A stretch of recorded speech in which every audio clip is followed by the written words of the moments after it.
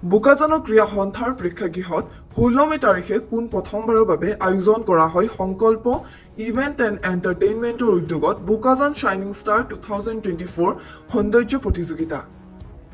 অসমৰ কেইবাখনো জিলাৰ উপৰিও নাগালেণ্ড আদি ঠাইসমূহৰ প্ৰতিযোগীসকলে অংশগ্ৰহণ কৰাৰ কথা জানিবলৈ দিছে উদ্যোক্তাই।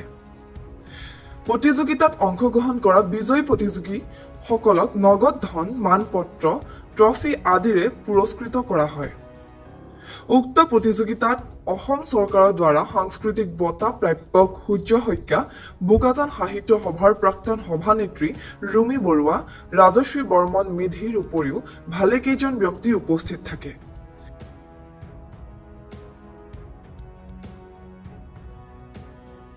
মই এইটো সংকল্প আপোনাৰ ইভেন্ট এণ্ড এণ্টাৰপ্ৰাইজৰ ফালৰ পৰা কৰি আছোঁ এইটো শ্ব'টো। আৰু আপোনাৰ শ্ব'টো এটা মানে জাষ্ট বোকাজানত কিয় এনেকুৱা শ্ব' হোৱা নাছিলে প্ৰথম কথা। দ্বিতীয় কথা, মই ইয়াৰে ছোৱালী হয় যিহেতু, তো ভাবিলোঁ অলপ জেগাডোখৰত এটা নতুন কিবা এটা আয়োজন কৰোঁ। আৰু এইটোৰ পৰা অলপ মানে যিখিনি ল'ৰা ছোৱালী ফেশ্বন লৈ বা মেকআপ লৈ বা মডেলিং কেৰিয়াৰখনত আগবাঢ়িব বিচাৰিছে তেওঁলোকক জাষ্ট এটা প্লেটফৰ্ম দিবৰ কাৰণে মই এইটো কেটেগৰীসমূহ আপোনাৰ কিডছ আছে, মিষ্টাৰ আছে, মিছ আছে, টিন আছে আৰু মিছেছ আছে। আমাৰ পাৰ্টিচিপেট আপোনাৰ গোলাঘাট, সৰুপথাৰ, বৰপথাৰ, আপ টু যোৰহাট আৰু ডিমাপুৰ, এই সকলো জেগাৰ পৰা আহিছে।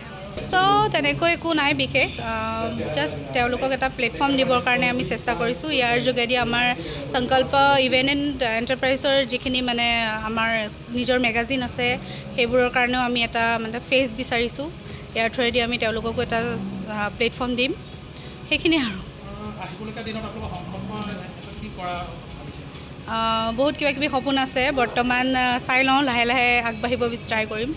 আমি ইয়াত এখন স্কুল খুলিব বিচাৰি আছোঁ য'ত সকলো ধৰণৰ ফেচিলিটিছ থাকিব, ছিংগিঙৰ পৰা আৰম্ভ কৰি ডেন্সিং, মেকআপৰ পৰা ৰিলেটেড সকলোখিনি যাতে ইয়াত পোৱা যায়। এপ্ৰক্স আপোনাৰ 50 কেণ্ডিডেটছ হৈছে আমাৰ। News desk report, Bokajan.